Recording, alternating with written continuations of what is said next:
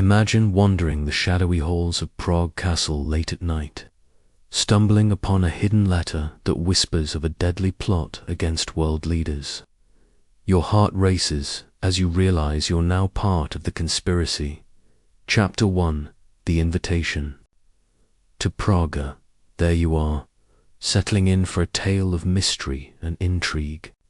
Let's dive right into the world of Hercule Poirot, the legendary Belgian detective with his impeccable mustache and razor-sharp mind. In this opening chapter, we'll set the stage for our adventure in the historic city of Prague, introducing unexpected summons and the first hints of a shadowy conspiracy lurking within the ancient walls of Prague Castle. I'll walk you through the details step by step, painting a vivid picture so you can almost feel the cobblestone streets under your feet and smell the crisp autumn air. By the end, you'll be hooked on the suspense, ready to uncover what comes. Next, our story begins on a foggy morning in London, where Hercule Poirot is enjoying his retirement, or at least attempting to. Picture this: Poirot, dressed in his signature tailored suit, sits in his cozy apartment on Whitehaven Mansions, sipping a tisane from a delicate porcelain cup. The room is filled with the soft ticking of a grandfather clock and the faint aroma of chocolate, his guilty pleasure. He's just finished solving a minor puzzle for a friend. Something about a missing brooch that turned out to be hidden in plain sight. When his faithful companion, Captain Hastings, bursts in with the mail. "Poirot, old chap," Hastings exclaims, his face flushed with excitement. "You've got a letter from Prague. Looks official, sealed with wax and everything."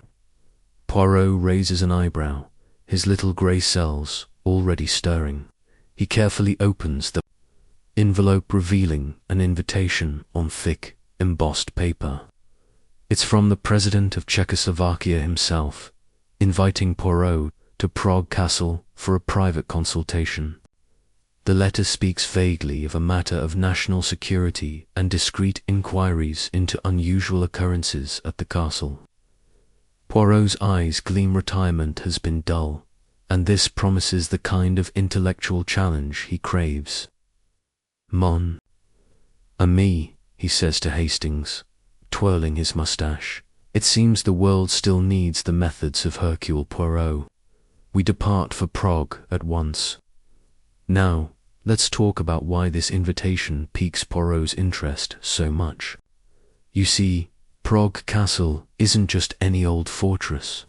It's one of the largest ancient castles in the world, perched high on a hill overlooking the Vltava River, built in the 9th century. It's a sprawling complex of palaces, churches, and gardens, home to kings, emperors, and now the Czech president. But beneath its fairy tale exterior lie secret hidden tunnels, forgotten chambers, and a history riddled with plots and betrayals. Poirot, a student of human nature, knows that such places attract intrigue like moths to a flame. As he packs his bags, he recalls stories from his travels. The defenestration of Prague in 1618, where officials were thrown from castle windows, sparking the 30 Years' War. "History repeats itself," he murmurs, "but with Poirot it shall not go unsolved." The journey to Prague is uneventful, but let's make it come alive for you. Poirot and Hastings board a luxurious train from London, crossing the English Channel and chugging through the picturesque landscapes of France and Germany. Hastings chatters away about golf and English cricket, but Poirot's mind is elsewhere, piecing together invisible clues from the sparse details in the letter. Why him, a foreigner? What unusual occurrences could warrant such secrecy? Upon arrival in Prague, the city greets them with its magical charm, golden spires piercing the sky, the iconic Charles Bridge bustling with artists and tourists, and the aroma of fresh Tridelnik pastries wafting through the air. They take a taxi up the steep hill to the castle, where guards in crisp uniforms usher them through massive gates.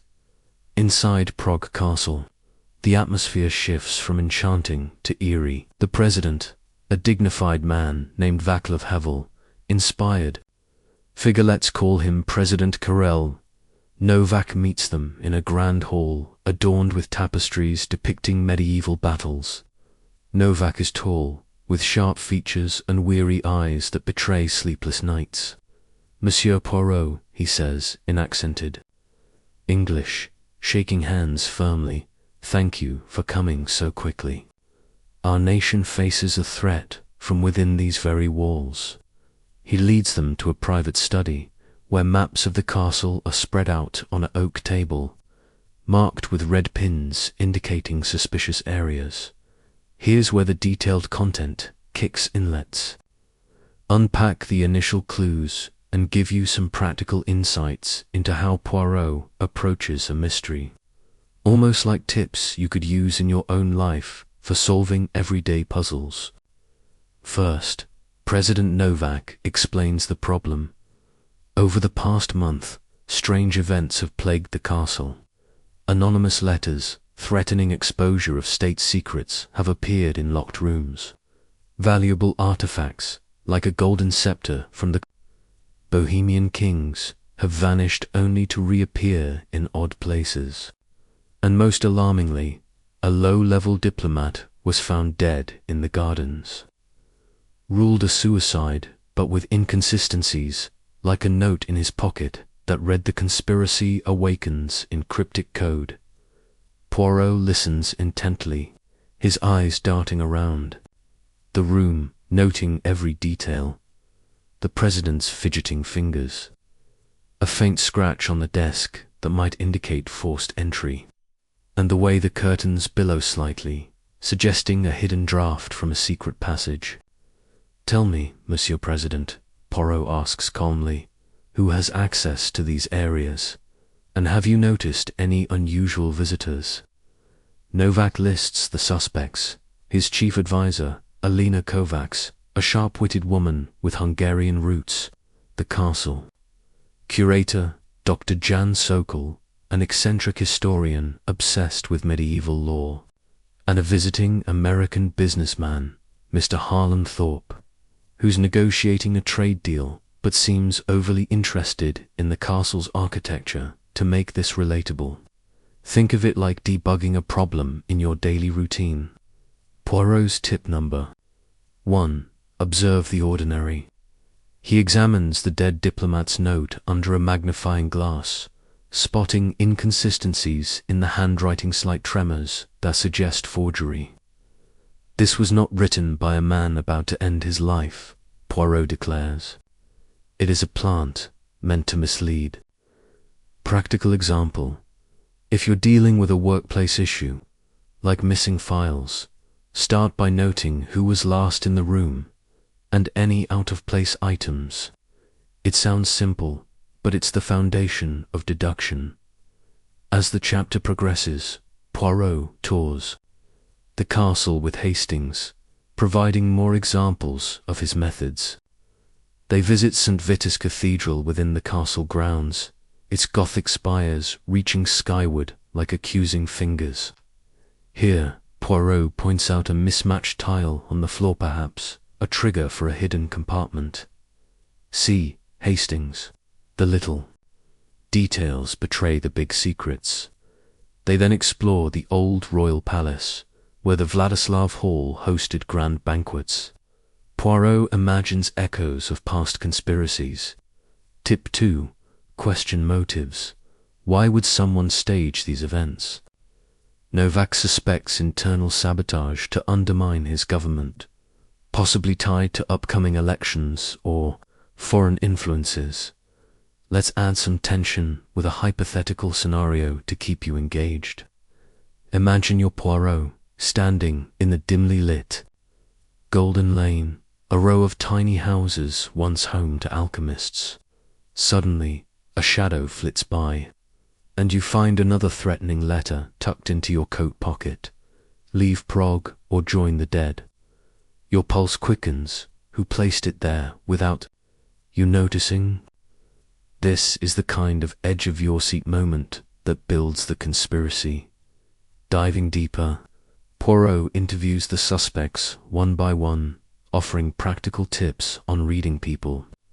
With Alina Kovacs, he notes her evasive eyes when asked about her late night walks in the castle. Madame, the truth is like a puzzle. Hide one piece, and the picture distorts. Example, in real life, if a friend avoids eye contact while explaining a late arrival, probe gently for the full story. Dr. Sokol rambles about ancient curses, but Poirot spots fresh dirt on his shoes, indicating recent digging in restricted areas. Tip 3. Physical evidence never lies. Harlan Thorpe, the American, boasts about his business acumen, but his knowledge of Czech history seems too precise for an outsider. As evening falls, Poirot and Hastings retire to their guest quarters in the castle, a lavish suite with views of the city lights twinkling below. Over dinner, think hearty goulash and dumplings. Poirot shares his initial theories. This is no random mischief, mon ami. It is a conspiracy, layered like an onion. Peel one layer, find another. He sketches a mind map on napkin, connections between the letters, the thefts, and the death. Practical tip: use visual aids for complex problems, whether it's mapping family drama or work projects. To wrap up this chapter without spoiling what's ahead, we've introduced Poirot's arrival, the castle's haunting backdrop, the key players, and the budding mystery. You've got a taste of his deductive prowess through examples and tips that you can apply anywhere from spotting lies in conversations to solving household riddles. But the plot thickens as night deepens. Whispers in the halls suggest not everyone is who they seem. In the next chapter, we'll explore the first major clue uncovered in the castle's depths, building on this foundation without looking back. Stay tuned. Chapter 2. Unearthing the first major clue. As the clock strikes midnight in Prague Castle, the air grows thick with unspoken secrets, and our detective finds himself drawn into the labyrinthine underbelly of this ancient fortress. In this chapter, we'll plunge into the discovery of a concealed chamber that holds the key to unraveling the initial threads of the conspiracy.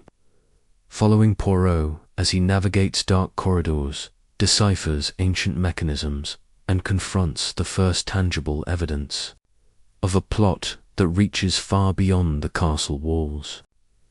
The suspense builds layer by layer, with every creak of a floorboard and flicker of torchlight pulling us deeper into the mystery. Poirot, unable to sleep after the day's revelations, paces his guest suite, his mind a whirlwind of possibilities. The castle seems alive at night, with distant echoes of footsteps and the occasional hoot of an owl from the gardens below. Hastings, ever the loyal friend, snores softly in the adjoining room, oblivious to the intrigue. But Poirot's little grey cells demand action. Slipping on his overcoat, he grabs a small flashlight from his suitcase, modern gadget he's grown fond of, and ventures out into the dimly lit hallways. The president's warnings ring in his ears. Stay within the guest quarters after dark, for the castle holds dangers unseen. Yet Poirot is not one to heed such cautions when a puzzle beckons. He makes his way toward the old royal palace, recalling the mismatched tile he spotted earlier in St. Vitus's Cathedral.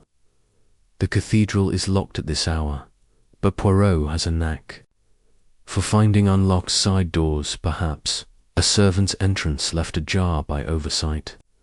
The night air chills him as he crosses the courtyard, the moon casting long shadows from the towering spires. Slipping inside, the vast interior feels even more imposing in the silence, stained glass windows glowing faintly with reflected starlight. Poirot kneels by the tile, his fingers tracing its edges. It's loose, unlike the others, cemented firmly in place. With a gentle pry using his pocket knife, it lifts away, revealing a small lever beneath. Rusted but functional. Pulling the lever produces a low grinding sound, like stones shifting after centuries of stillness. A section of the nearby wall swings inward, exposing a narrow staircase descending into darkness. Poirot's heart quickens not with fear, but with the thrill of discovery. He descends carefully, the steps worn smooth by countless feet from errors. Long past.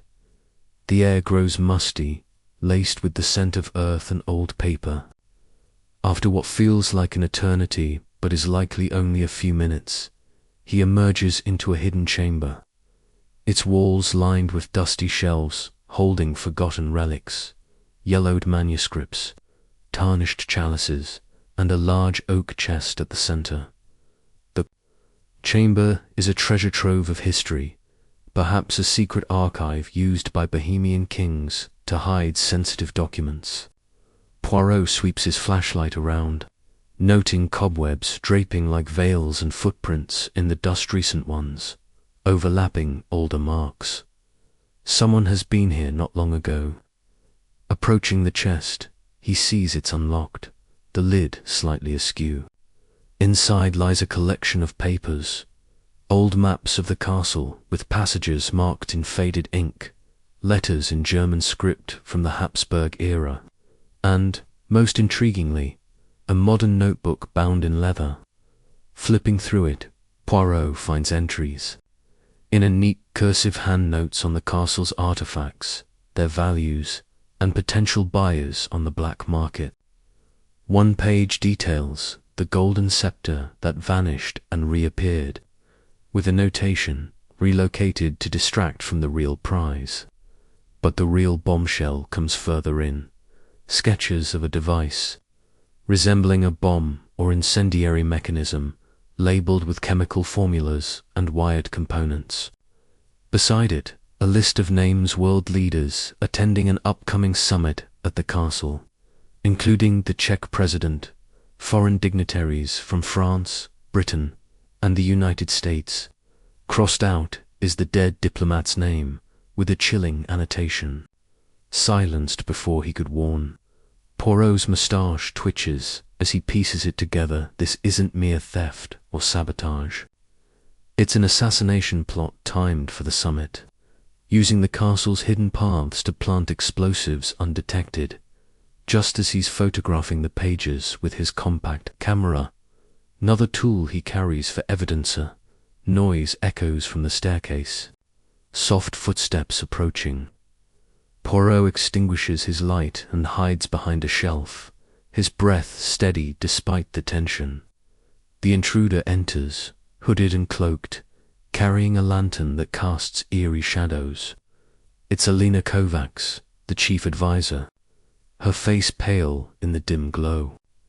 She heads straight for the chest, rummaging through it frantically, muttering in Hungarian under her breath.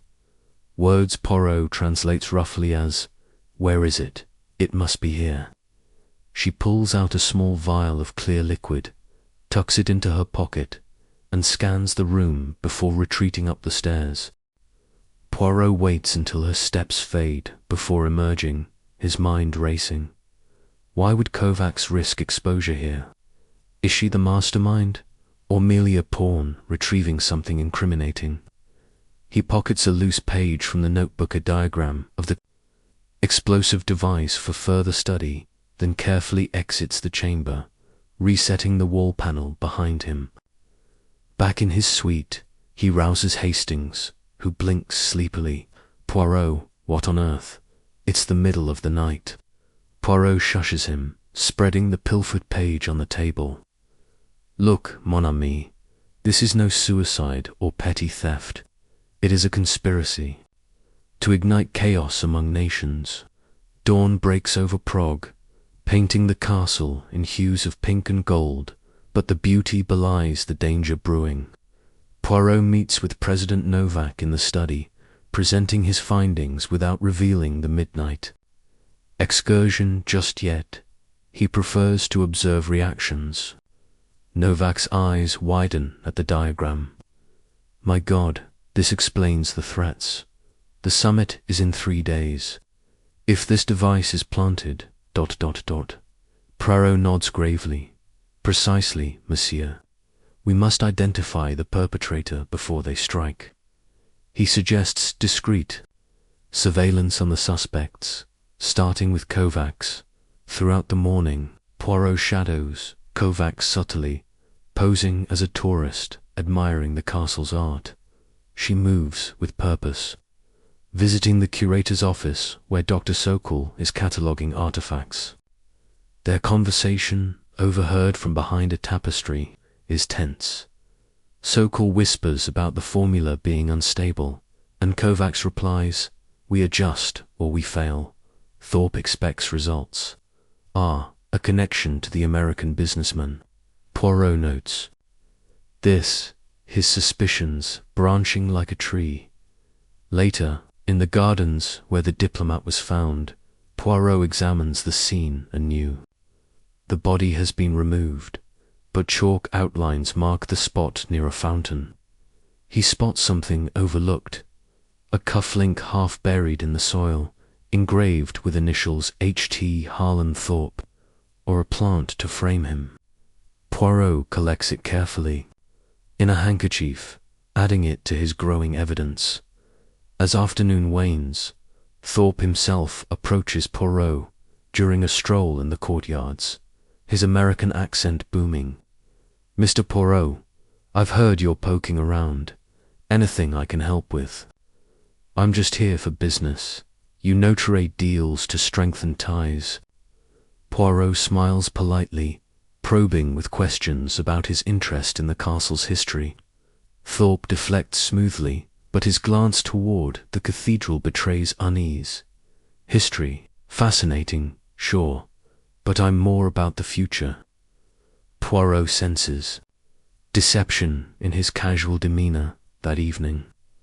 Tension escalates during a formal dinner in the Spanish Hall, a grand room with mirrored walls and chandeliers glittering like stars. The suspects are all present, Novak at the head, Kovacs, too, his right Sokol fidgeting with his napkin, and Thorpe charming the waitstaff. Poirot observes interactions, whispered exchange between Kovacs and Sokol, Thorpe's lingering gaze on the president's wineglass. Midway through the meal, a servant delivers an anonymous note to Novak. The depths reveal all. Abandon the summit or perish. The president's face drains of color, and he excuses himself briefly. Poirot uses the distraction to slip away, returning to the hidden chamber via a different route he deduced from the maps a tunnel from the gardens. Inside, he finds the chest disturbed again, more pages missing. But a new item catches his eye. A coded message etched into the wood inside the lid. Using a substitution cipher based on alchemical symbols, Sokol's expertise, perhaps. Decoding it mentally, it reads, "The vial holds the key. Activate at midnight. Summit Eve." The vial Kovacs took likely a catalyst for the explosive. Rushing back, Poirot confronts Kovacs privately in a side chamber. "Madame, your nocturnal visits do not escape Hercule Poirot." She startles, then composes herself. "You misunderstand. I'm protecting the president from Sokol's madness. He's obsessed with recreating ancient poisons, thinking it will expose historical injustices." But her story cracks under Poirot's scrutiny. Her hands tremble, revealing a lie. The chapter crescendos with a chase through the castle's undercroft as Sokol, overhearing, flees into the tunnels. Poirot and Hastings pursue, lanterns in hand, navigating twists and dead ends. They corner him in a damp alcove, where he confesses partially. The artifacts were moved to fund research. But the plot, it's bigger than me. Before more can be said, a distant explosion rocks the foundations, not the device, but a diversionary blast in the stables. As the dust settles, Poirot regroups with the group, the first major Clutha chamber, and its contents solidifying the conspiracy's scope. The plot involves not just locals, but international elements, with the summit as the target. Yet questions linger. Who leads it, and what role does Thorpe truly play? This discovery propels us forward into revelations that will test alliances and uncover betrayals in the shadows ahead. Chapter 3: Shadows of Betrayal. The echoes of the stable explosion still linger in the air, and Prague Castle feels like a chessboard where every move could be a checkmate. In this chapter, we dive deeper into the web of deceit as Hercule Poirot uncovers a tangled network of alliances and betrayals among the suspects. The stakes climb higher with the summit looming, and a surprising revelation about one of the key players shifts the investigation's focus. Picture the castle's flickering torchlight casting long, treacherous shadows as Poirot navigates a maze of lies, each step bringing him closer to the heart of the conspiracy. Morning breaks over Prague, but the mood is far from serene. Smoke from the stables curls into the sky, and castle staff scurry to contain the damage. No injuries, thankfully. But the blast destroyed a carriage and scattered debris across the courtyard. Poirot stands at the scene, his sharp eyes scanning for clues amid the wreckage. He spots a fragment of wire, singed but intact, matching the sketches from the hidden chamber. This wasn't an accident. It was a test, a warning shot to prove the conspirators' capabilities. President Novak, visibly shaken, joins him, his voice low. "Monsieur Poirot, we cannot delay. The summit must proceed, but I fear for everyone's safety." Poirot nods, his mind already racing ahead, plotting his next move like a grand master. Back in the castle's grand study, Poirot gathers the suspects: Alina Kovacs, Dr. Jan Sokol, and Harlan Thorpe for what he calls a consultation, though it's more an interrogation cloaked in civility. The room is heavy with tension, the walls lined with ancient portraits that seem to judge every word. Kovacs sits rigidly, her fingers twisting a silk scarf.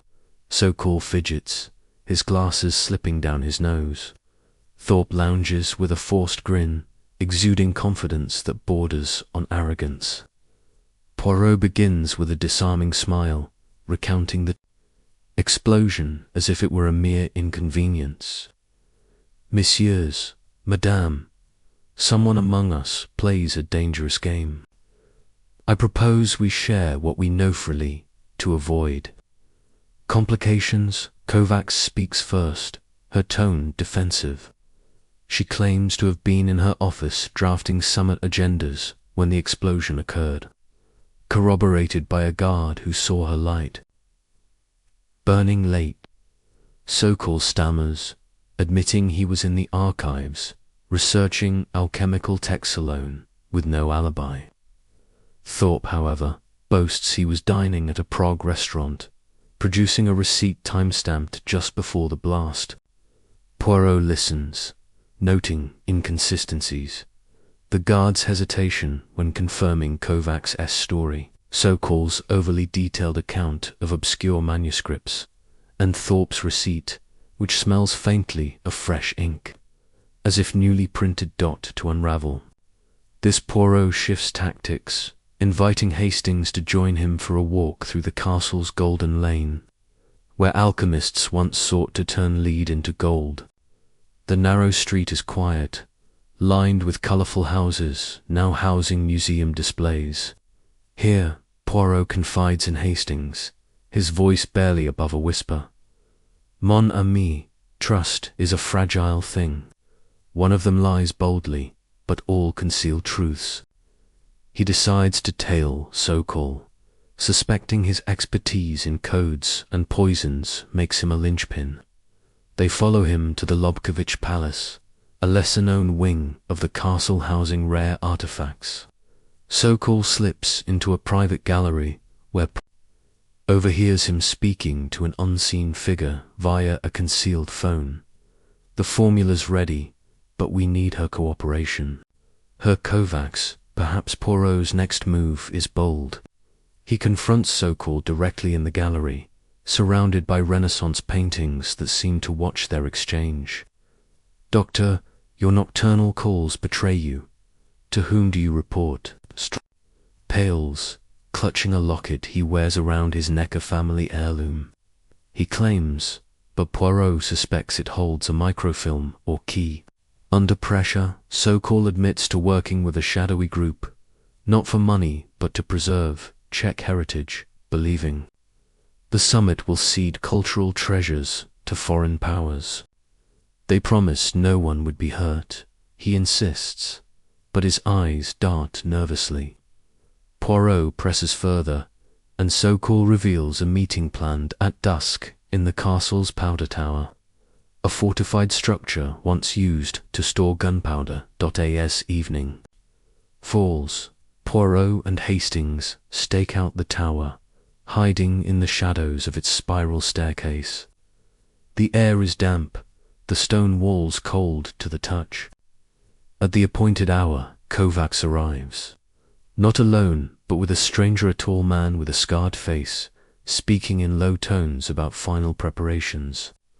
Poirot catches fragments. The device is hidden in the banquet hall. Summit Eve. Maximum impact. Kovacs hesitates, her voice trembling. This wasn't the plan. No bloodshed. The scarred man laughs coldly, leaving her shaken as he departs. Poirot, unseen, memorizes his features, suspecting a foreign operative pulling strings. Back at their quarters, Poirot sketches the scarred man's face, committing every detail to memory. He cross-references it with descriptions from the presidents. Security logs, identifying a possible match, a known mercenary, Victor Grell, linked to Eastern European espionage. This revelation shifts the conspiracy's scope. It's not just internal sabotage, but an international plot. Poirot decides to keep Kovacs under closer watch, sensing she's caught between loyalty and fear. As the chapter closes, the castle feels like a pressure cooker, each suspect a potential spark. Poirot's discovery of Sokol's divided loyalties and Kovacs' reluctant involvement points to a larger network, with the Powder Tower meeting as a critical lead. The summit draws nearer, and the air hums with danger, setting the stage for a deeper dive into the conspiracy's orchestrator. In the shadows ahead. Chapter 4. The masked ball, with the summit just 2 days away. Prague Castle transforms into a glittering stage for a grand masked ball. A tradition meant to charm visiting dignitaries, but now a perfect cover for the conspirators' next move. In this chapter, we plunge into a whirlwind of elegance and deception as Poirot navigates the masquerade, where every face hides a motive and every dance conceals a threat.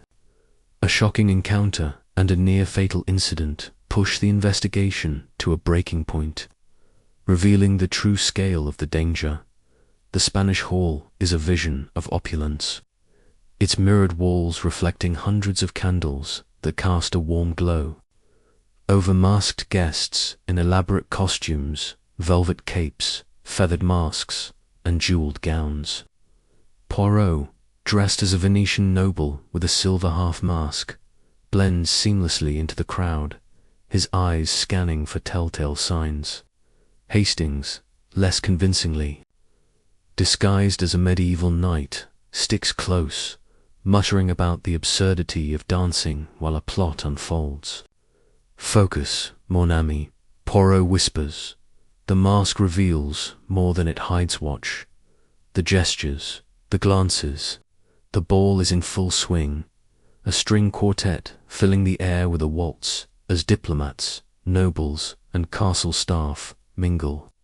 President Novak, masked as a lion, opens the dance with a French ambassador, while Kovacs, in a crimson gown and black lace mask, glides across the floor with a nervous grace. Sokol, dressed as an alchemist with a pointed hat, hovers near the buffet, his eyes darting to the chandeliers. Thorpe, in a sleek black tuxedo and a harlequin mask, charms a group of dignitaries, his laughter too loud, too calculated. Poirot notes their positions, mapping the room like a battlefield. Midway through the evening, Poirot slips away to the balcony overlooking the Voltivar River, where the cool night air clears his thoughts. He is followed by Kovacs, who removes her mask, her face etched with worry. "Monsieur Poirot, I must speak with you alone." Against his better judgment, he agrees, leading her to a secluded alcove. She confesses, "I'm trapped. They threaten my family in Budapest if I don't comply. The vial I took hits a stabilizer for their device, but I swear I want no part in murder." Before Poirot can probe further, a scream pierces the air from the hall. Rushing back, they find chaos. A chandelier has crashed onto the dance floor, narrowly missing the president. Guests scatter, masks slipping to reveal panicked faces. Poirot kneels by the wreckage, spotting a cut cable knot, frayed but sliced clean with a blade. This was sabotage, timed to disrupt and terrify. Security ushers Novak to safety, while Poirot examines the crowd.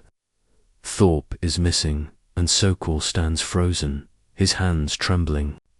Hastings, ever practical, checks the chandelier's anchor point and finds a small Tula jeweler's knife lift behind, engraved with the same HT as the cufflink.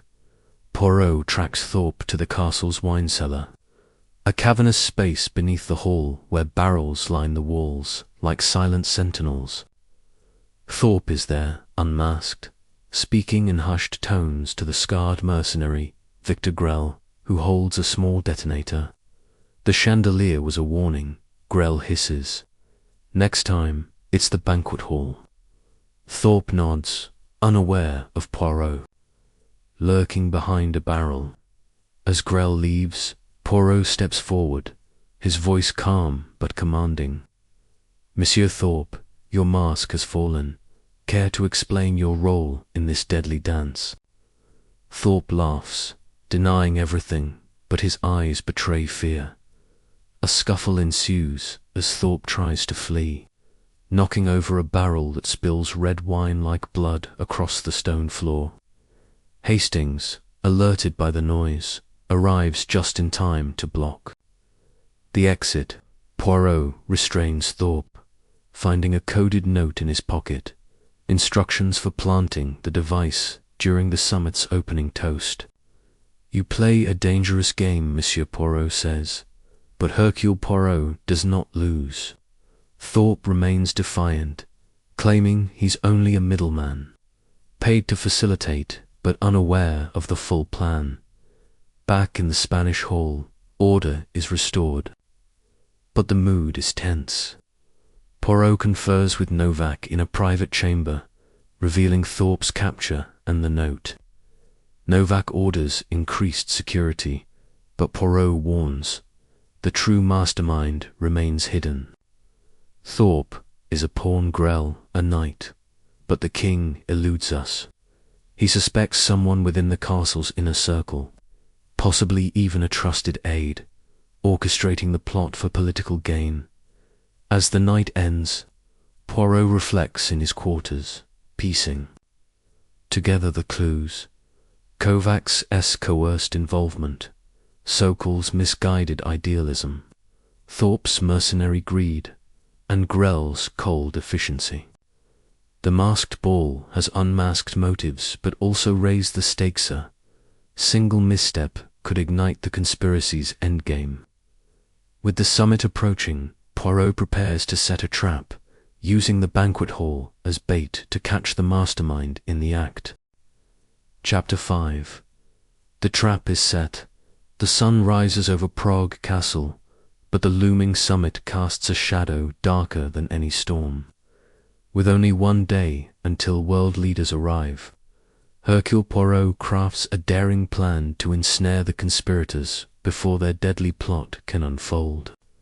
In this chapter, we follow Poirot as he orchestrates a trap in the banquet hall, using deception to lure the mastermind into the open. The tension escalates as hidden passages and whispered secrets converge, and a sudden betrayal threatens to unravel everything. Picture the castle's grandeur tinged with menace, every chandelier and tapestry hiding a potential threat. Poirot begins the day in the president's study, poring over blueprints of the banquet hall where the summit's opening dinner will take place. The room is a masterpiece of Renaissance architecture, with vaulted ceilings and long oak tables, but its hidden passages marked on the maps from the secret chamber make it a perfect stage for sabotage. Poirot shares his plan with President Novak and a select few trusted guards, stage a fake security breach to flush out the conspirators.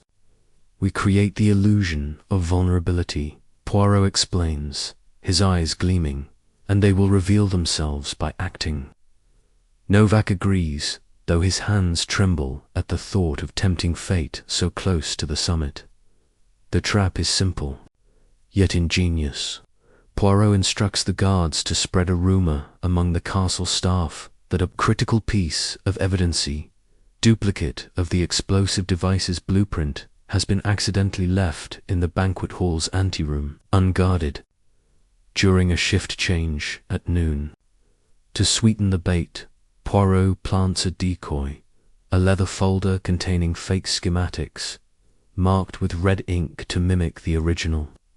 He positions himself and Hastings in a concealed alcove overlooking the anteroom, a narrow space behind a tapestry where they can observe without being seen. The alcove smells of old stone and wax, and Hastings fidgets, his armor clanking softly. Steady, mon ami, Poirot murmurs. Patience is our greatest weapon. As noon approaches, the castle buzzes with active servants preparing for the summit, diplomats arriving early, and security teams patrolling with heightened alertness. Poirot watches the anteroom through a slit in the tapestry, his heart steady despite the stakes. The first to appear is Dr. Sokol, his alchemist's curiosity drawing him like a moth to a flame. He hesitates at the door, glances around, then slips inside, rifling through the folder. His face falls when he realizes the schematics are fake, and he mutters, "They've moved it again." Before he can leave, Kovacs enters, her crimson scarf a stark contrast to her pale face. "Jan, you fool," she hisses. "This is a trap." Sokol freezes, but before they can flee, a third figure emerges from a side passage. Victor Grell, the scarred mercenary, his eyes cold as steel. Grell snatches the folder, scanning it with a scowl. "Amateurs," he growls, tossing it aside. The real device is already in place. Poirot's pulse quickens. This confirms the bomb is hidden, likely in the banquet hall itself. But before he can signal the guards, Kovacs does something unexpected. She pulls a small dagger from her sleeve and lunges at Grell, shouting, "No more bloodshed." The mercenary dodges, disarming her with brutal efficiency, and she collapses, sobbing. "I only wanted to protect my family," she gasps.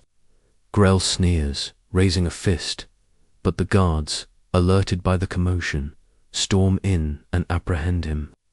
Sokol flees down the passage, and Poirot, with Hastings in tow, gives chase.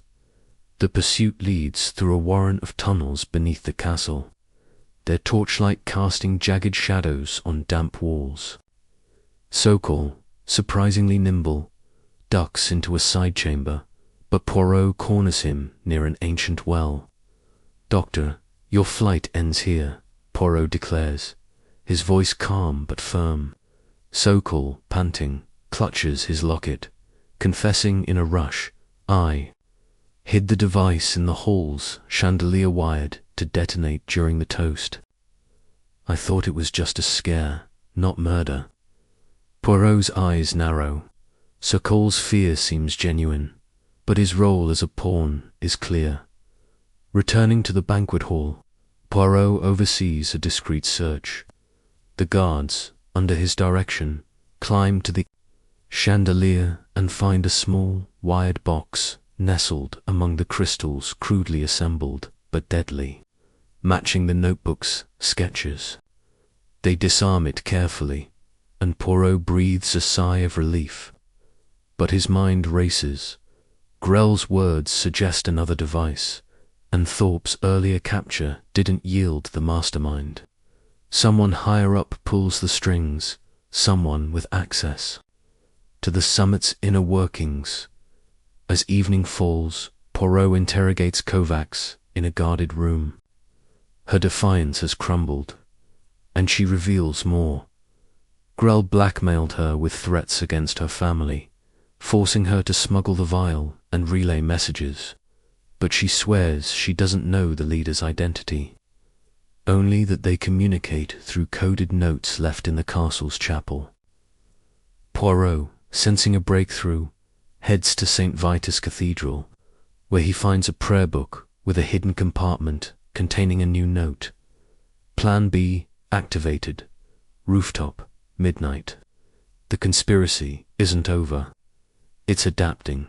The chapter ends with Poirot standing on the castle ramparts, the city lights sparkling below. The disarmed device was a victory, but the mastermind remains at large, and the summit is hours away. The trap has exposed pawns and knights, but the king hides in plain sight, and the rooftop meeting looms as the next battleground. Chapter 6. The rooftop gambit. As midnight approaches, the castle's rooftops become a stage for a high-stakes showdown. With the summit mere hours away, Poirot races against time to intercept the conspirators' Plan B, unraveling a shocking truth about the mastermind's identity. In this chapter, we climb to the perilous heights of Prague Castle, where wind-whipped spires and treacherous footing test Poirot's resolve. A dramatic confrontation reveals the conspiracy's true architect, but a desperate act leaves the outcome hanging in the balance. Poirot prepares for the rooftop meeting with meticulous care, knowing the conspirators are cornered and dangerous. He enlists Hastings and a small team of elite guards, hand-picked by President Novak for their loyalty. In the castle's armory, Poirot equips himself with a lightweight flashlight and a concealed walking sticker, gentleman's weapon, should the need arise. Hastings, nervous but determined, carries a radio to signal for backup. "Poirot, are you sure about this?" he asks, eyeing the steep climb to the rooftop. "Mon ami," Poirot replies, "the truth awaits above, and Hercule Poirot never retreats." The ascent to the rooftop is treacherous. Via a spiral staircase in the castle's south tower, its stone steps slick with moss, the wind howls, carrying the distant toll of Prague's church bells. At the top, the rooftop is a maze of chimneys and slanted tiles, with a panoramic view of the city's twinkling lights. Poirot and Hastings take cover behind a stone gargoyle, its grotesque face mirroring the tension. As midnight strikes, two figures emerge from a trapdoor. Victor Grell, now released on a technicality due to insufficient evidence, and a cloaked figure whose silhouette feels hauntingly familiar. The cloaked figure speaks in a low, commanding voice, revealing a shocking truth. Its president, Novak's personal secretary, Anna Verbova, a quiet woman who's been at his side throughout the investigation, unnoticed by Poirot until now. Her voice drips with disdain as she addresses Grell. The chandelier was a decoy, as planned. The real device is in the summit's conference room, wired to the ventilation system. Grell nods, checking a small remote in his hand.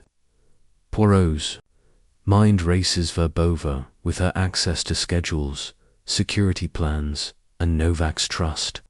Is the mastermind orchestrating the plot to destabilize the summit for a foreign power? Poirot steps forward, his flashlight illuminating the scene. Madame Verbova, your game is over. Hercule Poirot sees all. Verbova laughs, unmasking herself, her face cold and resolute. You're too late, detective. The summit will collapse, and with it, this government. She reveals her motive. A radical belief that Czechoslovakia's alignment with Western powers betrays its heritage. A grudge fueled by personal losses during past political upheavals. Grell, her hired enforcer, aims the remote, but Poirot's walking stick flies through the air, knocking it from his hand. It skitters across the tiles, teetering on the edge. A desperate struggle ensues. Grell lunges for the remote, but Hastings tackles him, the two grappling dangerously close to the roof's edge. Verbova pulls a pistol, aiming at Poirot, but a guard's timely shot from the trapdoor grazes her arm, forcing her to drop the weapon. She bolts, scrambling across the rooftop toward another trapdoor. Poirot, despite his age, pursues with surprising agility, navigating the treacherous tiles. He corners her at the edge, where the vault of a river glitters far below. Madame, surrender. There is no escape, he pleads, but Verbova, defiant, leaps for the trapdoor, slipping on the slick tiles and falling with a scream. The guards secure. Grell recovering the remote, while Poirot peers over the edge, his heart heavy. Verbova clings to a ledge below, her strength fading. With Hastings' help, Poirot lowers a rope, pulling her to safety despite her treachery. Justice, not vengeance, he murmurs, binding her hands. Back in the tower, Verbova remains silent, but Grell, facing imprisonment, reveals the device's location, a ventilation shaft above the conference room, rigged to release a toxic gas during the summit's opening remarks. Poirot leads a team to the conference room, a modern space with sleek tables and panoramic windows. The guards locate the device, a sleek canister connected to the vents, and disarm it with minutes to spare. President Novak, summoned to the scene, is stunned by Verbova's betrayal. She was like family, he whispers, but Poirot shakes his head. Loyalty blinds us, monsieur, but truth reveals all. As dawn breaks, the castle is locked down, the summit's security tripled. Verbova and Grell are detained, but Poirot senses the conspiracy's roots run deeper. Foreign backers. Perhaps who funded the plot? The rooftop gambit has exposed the mastermind, but loose ends remain, and the summit must proceed. The stage is set for a final reckoning, where Poirot will confront the last threads of the conspiracy in the heart of the summit itself. Chapter 7. The summit begins with the dawn of the summit day. Prague Castle hums with anticipation and dread, its ancient walls now a fortress under siege from within. Hercule Poirot, having thwarted the immediate threat, faces the challenge of ensuring the summit proceeds safely while rooting out any remaining conspirators. In this chapter, we immerse ourselves in the electric atmosphere of the summit's opening, where world leaders gather under the shadow of a barely averted disaster. A new clue surfaces, pointing to a hidden accomplice, and Poirot's instincts lead him to a dangerous discovery that threatens to reignite the conspiracy. The morning sun bathes the castle in golden light, but the air is thick with tension as dignitaries from across Europe and beyond arrive. The conference room, now cleared of the toxic device, is a hive of activity diplomats in sharp suits, interpreters whispering translations, and security personnel scanning every corner. President Novak, composed but pale, greets each leader with a firm handshake, his eyes occasionally darting to Poirot, who stands unobtrusively near a marble pillar, observing the crowd. Hastings, ever loyal, hovers nearby, clutching a notepad where he scribbled Poirot's instructions. Watch for nervous tics, unexpected absences, or anything out of place. The summit opens with a ceremonial toast, glasses of Bohemian crystal, raised to peace and cooperation. Poirot, sipping only water, scans the room. Anna Verbova and Victor Grell are in custody, and Harlan Thorpe remains under guard. But the absence of Dr. Sokol, who vanished after the rooftop chaos, gnaws at him. Could Sokol have been more than a pawn? Poirot's suspicions deepen when a junior aide, a young man named Lucas Marek, drops a tray of glasses during the toast, his hands shaking visibly. The clatter draws stares, and Marek mumbles an apology. But Poirot notices a folded paper slipped from his pocket, unnoticed by others. Seizing the moment, Poirot retrieves the paper while pretending to help clean the mess. It's a coded message, written in the same alchemical cipher as before, instructing Marek to secure the secondary package in the library. Poirot's little grey cells spark this, suggests another device or contingency plan hidden in the castle's vast library. A treasure trove of ancient manuscripts and modern records. He whispers to Hastings, "Mon ami, we must investigate at once, but with discretion. The summit must not be disrupted." The library, tucked in a quiet wing of the castle, is a cavernous space with towering bookshelves and stained glass windows, casting colourful patterns on the floor. Poirot and Hastings slip inside, the scent of old leather and parchment enveloping them.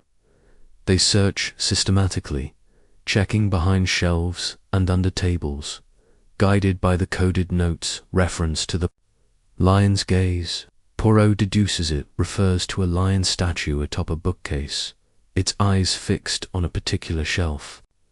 There, hidden behind a row of medieval chronicles, they find a locked metal box, its surface etched with the same alchemical symbols Sokol favored. Poirot, using a hairpin from a nearby librarian's desk, picks the lock with practiced ease, a skill honed from years of solving crimes. Inside the box is a vial of amber liquid, a timer, and a small explosive charge not as deadly as the ventilation device, but enough to cause panic and disrupt the summit. Hastings gasps, "Another bomb. Sokol's work, surely." Poirot shakes. His head, perhaps, but why would Marek, a mere aide, be involved? Someone else pulls the strings, mon ami. He pockets the vial and timer, leaving the empty box as bait, and instructs a guard to watch the library discreetly. Returning to the summit, Poirot observes Marek, who's now serving coffee to the delegates. The young man's eyes dart nervously, and he avoids Poirot's gaze. During a break, Poirot corners him in a corridor, his voice gentle but firm. "Monsieur Marek, the lion's gaze has betrayed you. What is your role in this plot?" Marek collapses under the pressure, tears streaming down his face. He confesses he was recruited by Sokol, who promised him a fortune to smuggle the secondary device into the library, claiming it was only a scare tactic to delay the summit. "I didn't know it was real," Marek sobs. "I needed the money." For my sister's medical bills.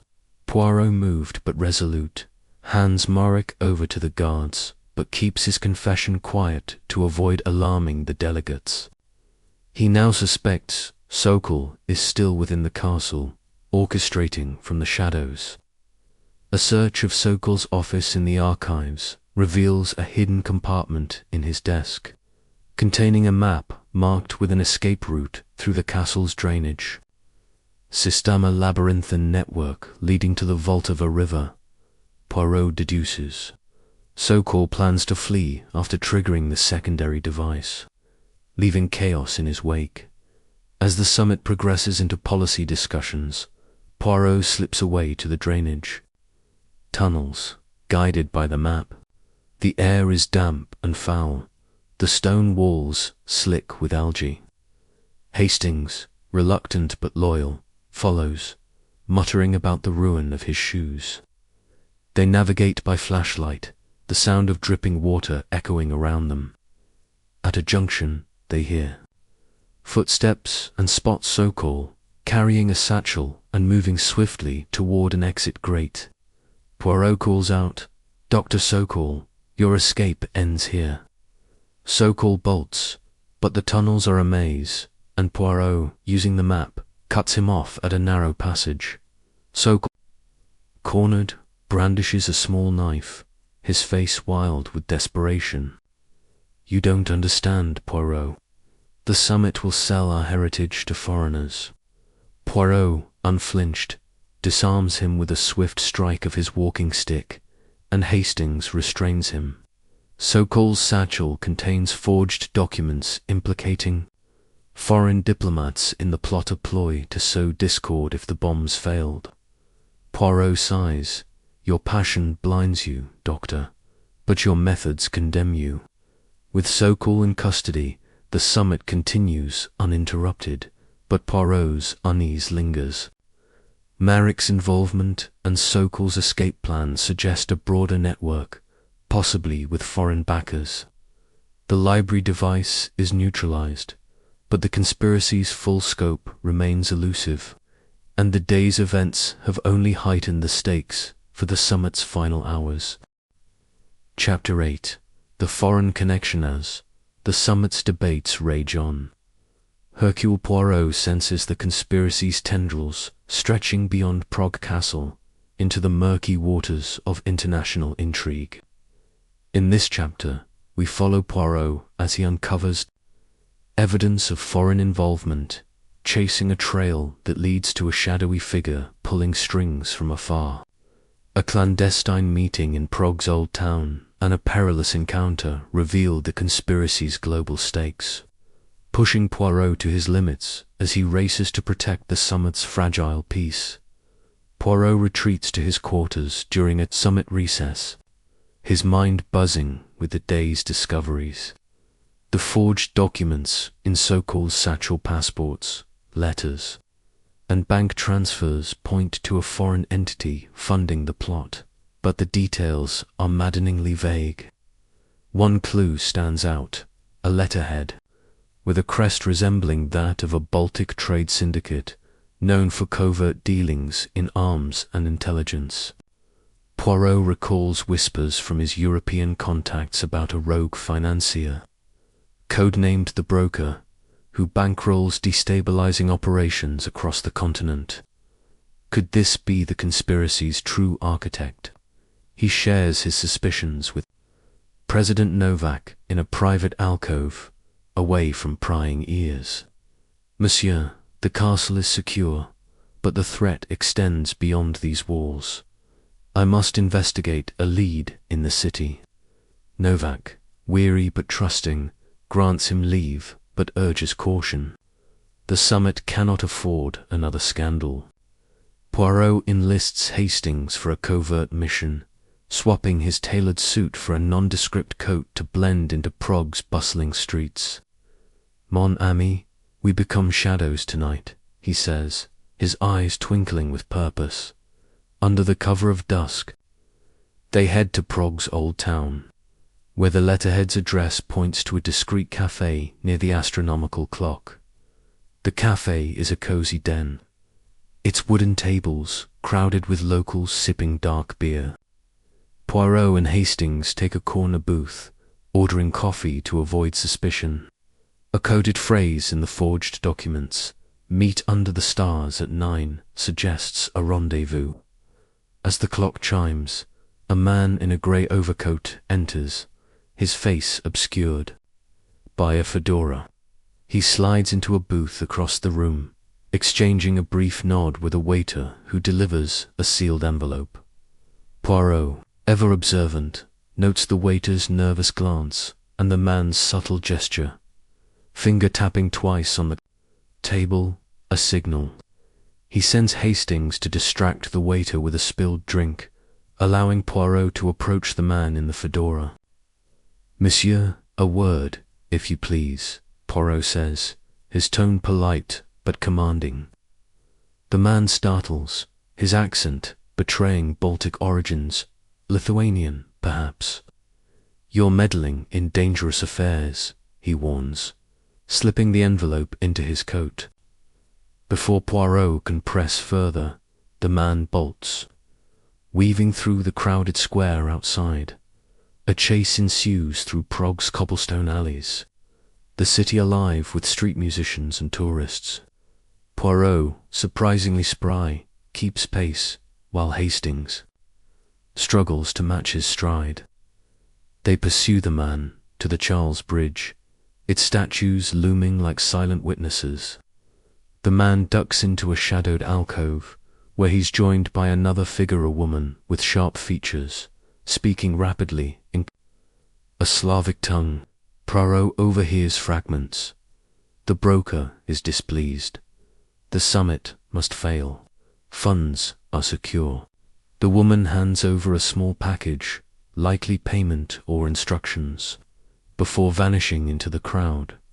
Poirot confronts the man, now cornered near a bridge tower. "Monsieur, your broker cannot hide forever. Who is he?"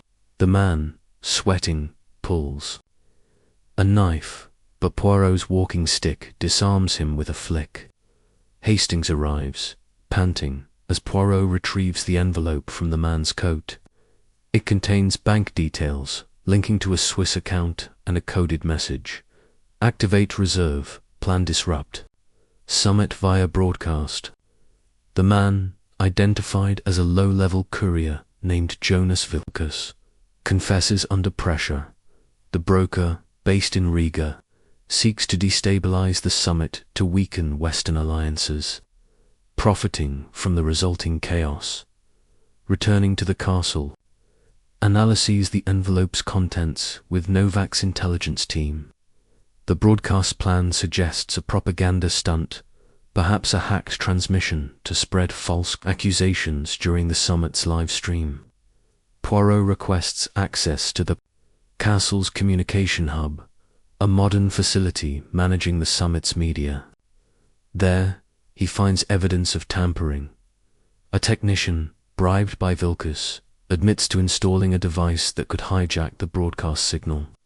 Poirot oversees its removal, but the technician reveals a chilling detail. The broker has a mole within. The summit delegation, someone posing as a diplomat. The chapter closes with Poirot back at the summit, now in its evening session. The room buzzes with debates on trade and security, but Poirot's eyes are on the delegates, searching for the mole. The foreign connection has raised the stakes, linking the castle's plot to a global scheme, with the broadcast threat neutralized. Poirot prepares to unmask the final traitor, knowing the summit's success and countless lives hang in the balance. Chapter 9. The Mole Unmasked Us. The summit enters its final hours. Prague Castle pulses with the weight of impending resolutions, but a lingering threat keeps Hercule Poirot on edge. The foreign connection has revealed a mole within the summit. Delegation and time is running out to identify this traitor before they can sabotage the fragile peace. In this chapter, we follow Poirot through the summit's closing ceremony, where a web of subtle clues and a dramatic confrontation expose the mole's identity, tying together the conspiracy's final threads. The castle's grandeur becomes a battleground of wits, with every glance and gesture under scrutiny. The conference room is abuzz with delegates finalizing trade agreements and security pacts. Their voices a low hum against the clink of coffee cups. President Novak, now steadied by Poirot's success in neutralizing the devices, chairs the session with renewed confidence, but his eyes flicker to Poirot, who stands near a window overlooking the Voltiva River, Hastings, stationed at the rooms. Edge scans the crowd, his notepad filled with Poirot's latest instructions. Focus on the diplomats who arrived late or have access to sensitive summit details. Poirot's mind churns, piecing together the clues from Jonas Vilkas's confession and the tampered broadcast device. The mole, he deduces, must be someone with high-level clearance.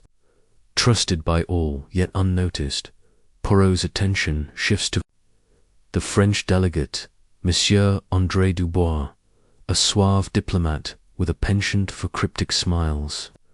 Dubois has been vocal in the debates, pushing for concessions that favor his country, but his dossier provided by Novak's intelligence team reveals a history of questionable financial ties to Baltic firms. Poirot recalls a moment during the summit's opening toast.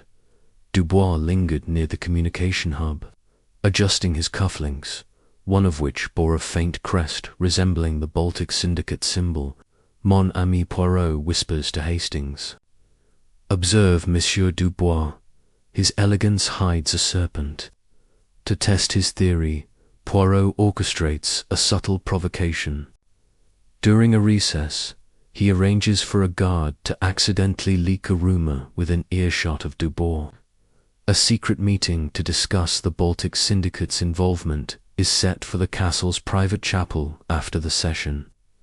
Poirot and Hastings position themselves in the chapel's loft, hidden behind a wooden screen, the air heavy with incense and the faint glow of votive candles.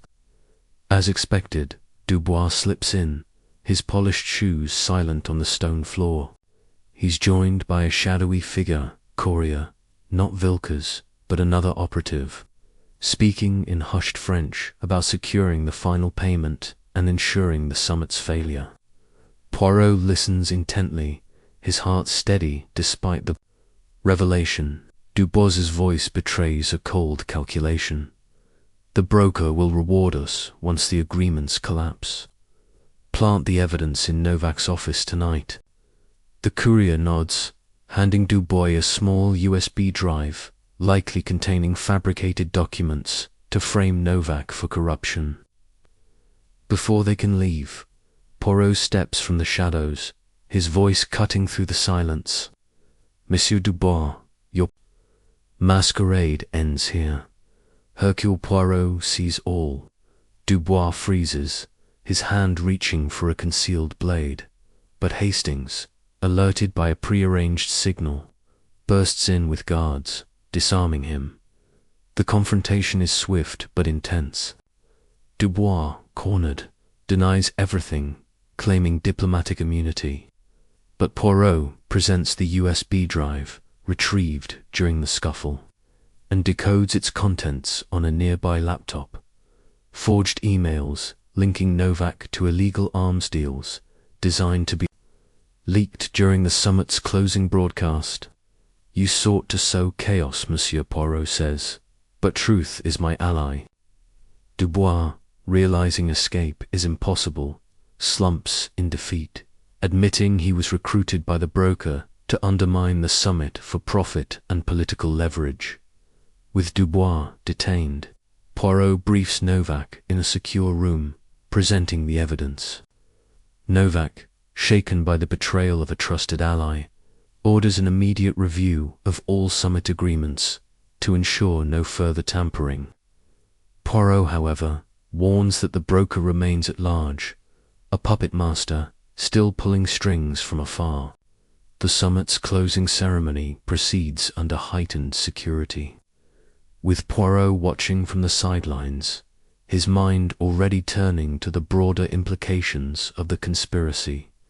As the delegates sign the final accords, the castle feels lighter, as if exhaling a long-held breath. Poirot, though, knows the victory is incomplete without the broker's capture. The mole's unmasking has saved the summit, but the foreign mastermind looms a shadow to be chased another day. The stage is set for a final reflection, where Poirot will tie up the conspiracy's loose ends and secure the castle's legacy. Chapter 10. The Final Reckoning. The summit concludes with applause echoing through Prague Castle. But for Hercule Poirot, the true resolution lies in reflecting on the conspiracy's unraveling and securing justice for all involved. In this final chapter, we join Poirot as he gathers the key players in the castle's grand hall, delivering a masterful denouement that lays bare the conspiracy's full scope. The city of Prague sparkles below, a testament to the peace preserved, but parting words hint at future battles against shadows like the broker. This is the climax of our tale, where every clue finds its place, and the castle's legacy is restored. The Spanish Hall, once a stage for deception, now hosts a somber assembly. President Novak stands at the head, flanked by his trusted aides, while the detained conspirators, Nava Bobova, Victor Grell, Harlan Thorpe, Dr. Jan Sokol, Lucas Marek, and André Dubois, brought in under guard.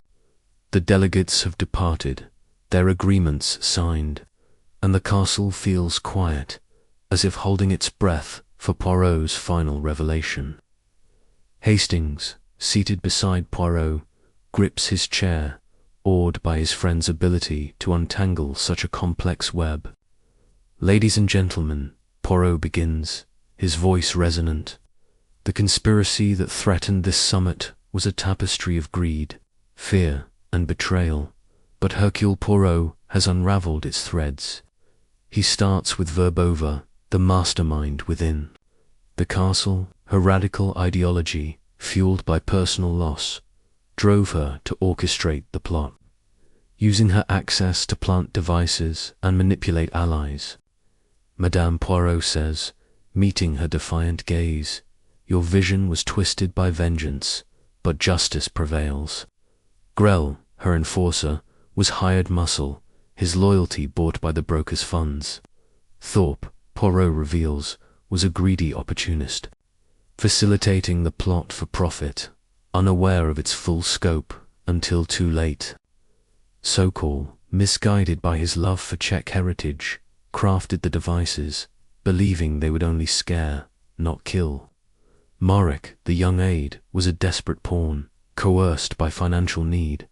Dubois, the mole, is Poirot's final focus. Monsieur Dubois, your charm masked a traitor's heart, working for the broker to sow discord among nations. Poirot displays the USB drive, its forged documents now evidence in an international investigation. He explains how each conspirator played a role Verbova planned. Grell executed, Thorpe connected, Sokol engineered, Marek smuggled, and Dubois betrayed. The broker, though still at large, is now a target for global authorities thanks to Poirot. Evidence. Poirot turns to Novak, his tone softening. "Monsieur President, your summit has succeeded, a beacon of unity against chaos. But vigilance must continue, for shadows like the broker thrive in darkness." Novak, visibly moved, pledges to strengthen security and pursue the syndicate, thanking Poirot for saving countless lives. The conspirators are led away, their fates to be decided by Czech courts. While Poirot steps onto the balcony, the city's lights twinkling like stars, reflecting with Hastings. Poirot muses, "Mon ami, the human heart is a puzzle, driven by motives both noble and vile.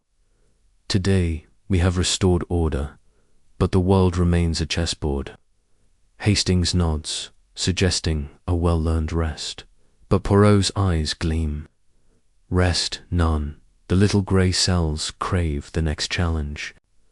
As they prepare to leave Prague, a telegram arrives from London. A new mystery beckons, hinting at the broker's next move. The castle stands proud, its secrets exposed, its legacy secured. Poirot's triumph is a testament to observation, logic, and courage, leaving us with a final image: the detective, silhouetted against the Prague skyline, ready for the next adventure. If you've enjoyed this tale, hit that like button, subscribe for more mysteries, and comment below with your favorite Poirot moment. Stay curious, and we'll see you in the next story.